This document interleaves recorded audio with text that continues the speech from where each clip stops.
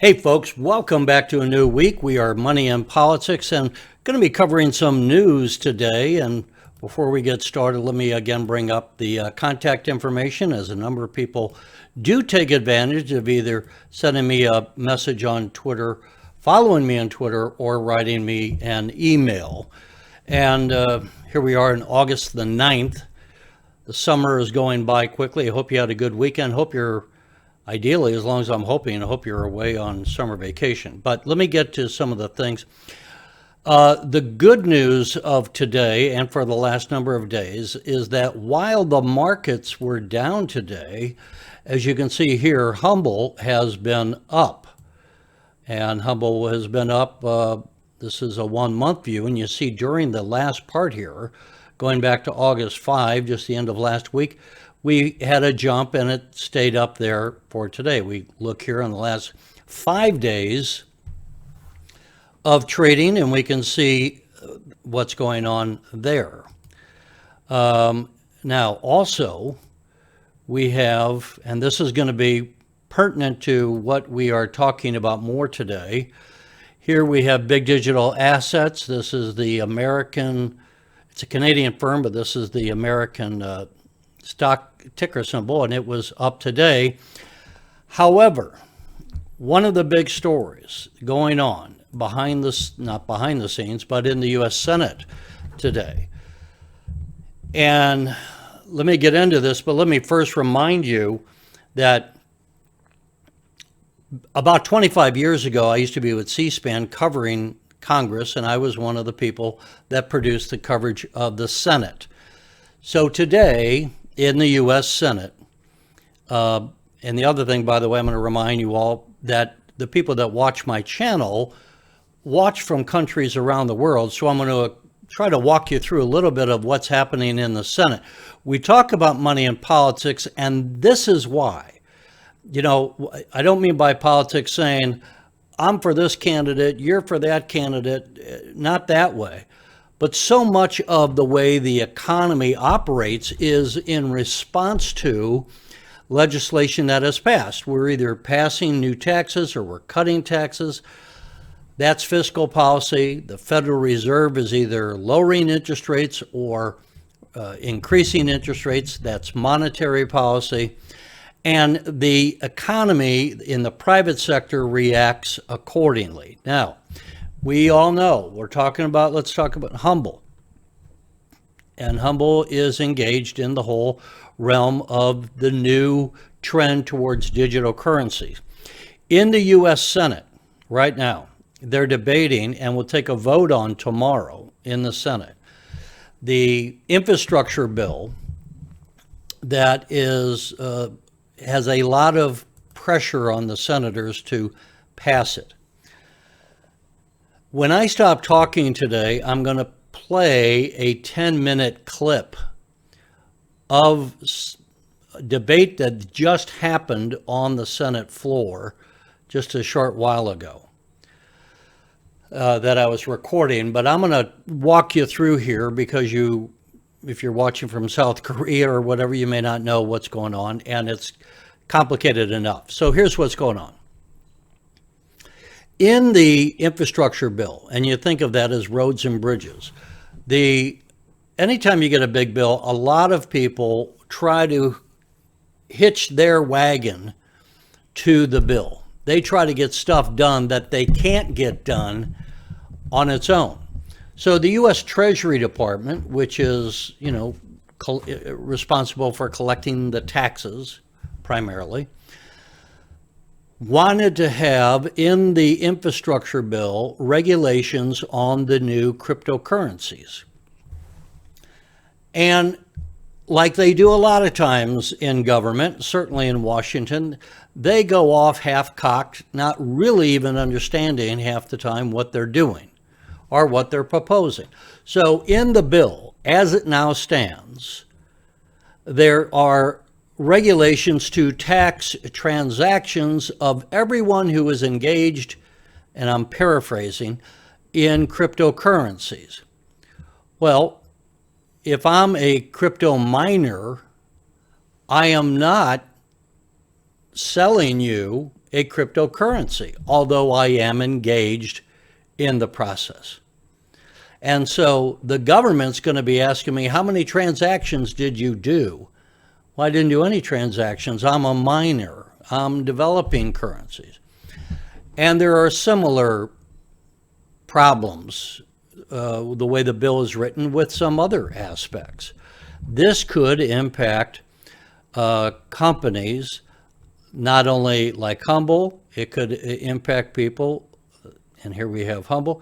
It could also impact people like, of course, Big Digital Assets. Now, Big Digital Assets is a company that is, you might say, like a stockbroker.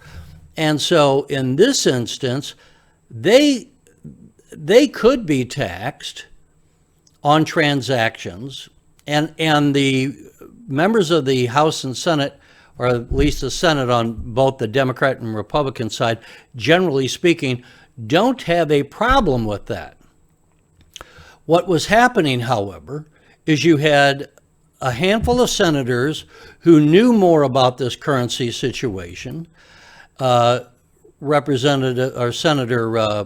Cruz, Senator Toomey, Senator Loomis of Wyoming, Senator Portman of Ohio, and I believe Ron Wyden, who's a Democrat from Oregon. All of them were wanting to change the language in the bill the way it currently is to clean it up and to say, look, we will tax when there are digital currency transactions. If you buy or sell on an exchange like Big Digit Assets or others, they wanted to clean that up. Now, what happens is, if you've, the game when you're kids, I'll show you mine if you show me yours. That's kind of how the U.S. Senate operates. And so what they were doing is saying, in the U.S. Senate, any one senator can block a bill from going forward with an objection, because the senators were trying to get this passed without a roll call vote, because this is not the main bill, this is an amendment to the bill. And so they asked for unanimous consent. I ask for unanimous consent that my amendment be adopted. The president of the Senate, the senator in the chair, says, are there any objections? And what you would see is Senator Shelby of Alabama says, would you, Senator, add my amendment to your amendment? And I want to spend $50 billion more on defense than we currently spend. Senator Toomey says, yes, I will take your amendment. Now we've changed the bill again, right? We've got two amendments combined.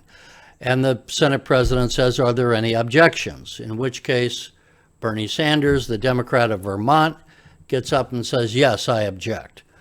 So because of this, there's a standoff, and they could not get the senators, they could not get the language cleaned up on this infrastructure bill that will be voted on tomorrow.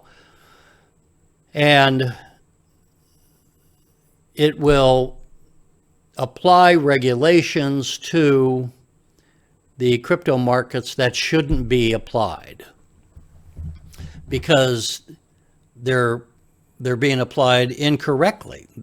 As I just said, they're going to be applied to, among other things, to some of the crypto miners who aren't doing transactions in the way that the Treasury Department had intended it to be. I know that's very confusing, or probably. I tried to make it as clear as I could be.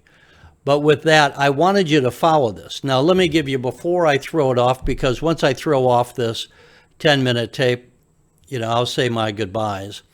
But what I would say is this. I think the overwhelming majority of the 100 senators understand that this language in the bill on cryptos is poorly written and needs to be cleaned up. And so, if in fact we get to tomorrow, And while I'm taping this, I mean, the Senate could maybe come up with some agreement, and by the time you watch this, if you watch it tonight, it might already be have been fixed. But if we get tomorrow and they pass the infrastructure bill with the current language on cryptos, which would be a bad thing, I predict that the Senate, which will be going away and taking a break for the August recess, they're normally not in session now, but when they come back in after Labor Day, which would be the early part of September, that I think one of the priorities they would have is to try to get a separate piece of legislation passed in the Senate, and then it has to pass the House to fix this bad language aspect. So if that's this is how government works, folks. And I was talking to our friend Arthur in Calgary yesterday, who called me about this. And as I explained to him, the U.S. Congress is purposely written to make it difficult, structured, I should say, purposely structured to make it difficult to pass the laws, so that you don't have the foundation of the country swinging radically from one left to right. And, you know, it's hard for any one group just to take control. The good news is that the senators recognize that the future of cryptocurrency is important. The bad news is that, as Senator Cruz said, they didn't even have any hearings on this. And here the administration, the Biden administration, their Treasury Department stuck this bad language in the bill, which shouldn't have been there. They should have had hearings on it and gone through and had a separate bill. So this could have an impact on Humbl. I don't know how the market will react to this in the short run. I would say in the long run, this is not going to stay the way it is. They'll go back and do my prediction, but knowing what I know about how government works, my prediction is they would make an effort, if this actually gets signed into law the way it is now, which is bad for cryptos, that they would make an effort, the Congress would, to clean up that language and fix this issue so that a new law would replace the bad language that gets passed. All right, so with that, I will bring you what transacted here just moments ago in Congress in Washington as the senators were talking about this very issue. And we begin with Senator Ted Cruz. Moments from now, I expect that we are going to see objections to this compromise amendment that was negotiated. If we do in fact see objections, and if the underlying language in this bill goes into effect, it will have devastating effects. There is a new and exciting industry in the United States of cryptocurrency, whether Bitcoin or otherwise, that are generating jobs, entrepreneurs who are creating new values, new hedges against inflation, new opportunities, and it is fast-moving. It is dynamic. And this infrastructure bill, a bill being sold to the American people as let's build some roads and bridges, has one little portion in there designed to obliterate cryptocurrency. Now, I fully understand that there are some bureaucrats at the Treasury Department who have never seen anything they don't want to regulate the life out of. But if the underlying language in this so-called infrastructure bill becomes law, we will be destroying billions of dollars worth of industry in the United States. We will be destroying jobs in the United States. Many of those jobs are in my home state of Texas. And we will be sending them overseas. Listen, it isn't complicated. Cryptocurrency isn't tied to any particular piece of dirt. So the grand efforts of the United States Senate will be to say, we don't want those jobs in America. We don't want those resources in America. Go somewhere else. The ugly truth with which Bismarck understood, and which is particularly true on cryptocurrency, there aren't 5 senators in this body with any real understanding of how cryptocurrency operates.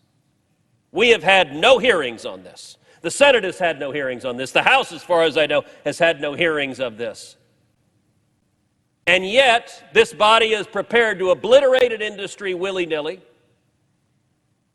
or for that matter, the compromise. And listen, the compromise that was put forward would be a meaningful improvement, would do much, much less damage. But even the compromise would essentially kick the can down the road and allow bureaucrats at Treasury to do massive damage. And the bureaucrats at Treasury don't understand this any better than does the United States Senate. The right outcome, I think, is an amendment I introduced. Strike the whole damn thing. If we want to legislate on this, actually do our jobs. Be a deliberative body, hold hearings, listen to witnesses, understand the consequences, know what we're doing. That would be the reasonable, rational thing to do. Don't just put out a rule of massive taxes and regulations with no understanding of the consequences and jobs and real people that would be hurt. For whatever reason, the Senate doesn't seem to want to behave reasonably or rationally. And I think the consequences are going to be long-standing of this foolish legislation. I think Senator Toomey and Senator Lummis have worked hard on a compromise to brunt the worst aspects of this legislation. And so I hope the proposal they put forward, or about to put forward, is adopted. But if it is not, I'm going to predict that every one of the 100 senators here is going to come to regret that this body took a part in destroying jobs and a budding industry that will provide billions of dollars of new opportunity. And if the Senate keeps on this course, we're going to send it instead overseas to our competitors. That would be a tragic mistake. Thank you. Mr. President, Senator from Pennsylvania. I ask unanimous consent that notwithstanding adoption of Substitute Amendment 2137, the Toomey, Warner, Lummis, Sinema, Portman Amendment number 2656 be agreed to. Is there objection? Mr. President, The senator from Alabama. reserving the right to object, I ask that the Senator from Pennsylvania modify his request to include my amendment number 2535 dealing with defense infrastructure to this bill, and that it be agreed to.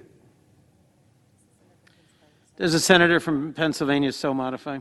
I do. Is there any objection to the request as modified? Reserving the right to object. The senator from Vermont. Mr. President, as I understand it, the senator from Alabama is interested in increasing military spending by some $50 billion. You know, there's a headline in the New York Times today. It doesn't talk about the fact that the United States now spends more than the next 10 nations on the military. Doesn't talk about the fact that the Pentagon is the only major agency of government that has not submitted successfully to an independent audit. Doesn't talk about the fact of huge profits among defense contractors. What it does talk about is a hotter future is now inevitable. A UN report says scientists urge immediate switch from fossil fuels to avert greater peril. So I would say to my friend from Alabama, if we're going to invest $50 billion, let us in fact invest in transforming our energy system so that we can save this planet for future generations and prevent the kind of unhealthy deterioration that we will inevitably see if we do not act. So, Mr. President, I object. The objection is heard. Mr. President, Senator from Delaware. Mr. President, I ask unanimous consent that notwithstanding adoption of substitute amendment number 2137, the Toomey Amendment 2656, be considered and agreed to. Is there objection? Mr. President, Senator from Alabama. reserving the right to object again, I ask that the senator modify his request to include my amendment number 2535 and that it be agreed to. Does the senator from Delaware so amend? I do not. Is there objection to the original request by the senator from Delaware?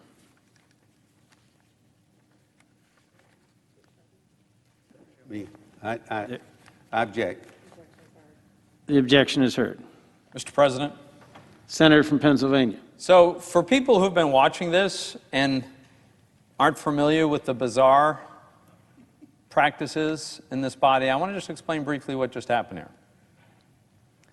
Because there's a difference of opinion on whether or not the senator from Alabama should get a vote on his amendment, because that is not agreed to, the body is refusing to take up an amendment that has broad bipartisan support that we all know fixes something that badly needs to be fixed. This isn't like a whim of the senator from Pennsylvania.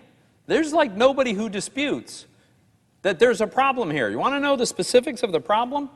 Here's, according to the underlying bill, this is what's going to pass. This is what's going to get sent probably ultimately to the president's desk. It's a reporting requirement, a transaction reporting requirement, including name, taxpayer ID number, dollar amount, date. It's imposed on any person who, for consideration, is responsible for regularly providing any service effectuating transfers of digital assets on behalf of another person. Well, look, I'm not even a lawyer, but I can read. Sounds to me like any service effectuating transfers, that would include validators. I don't know how that doesn't include miners, stakers, probably includes hardware and software wallets, software developers, all across any kind of platform. We're going to ask these people to provide information that they don't have and they can't get. In what universe does that make any sense at all? All I want to do is have a vote on an amendment that fixes this in a way that has bipartisan agreement, in a way that constrains this to apply narrowly to the people who actually are the intermediaries running a centralized exchange who have this information.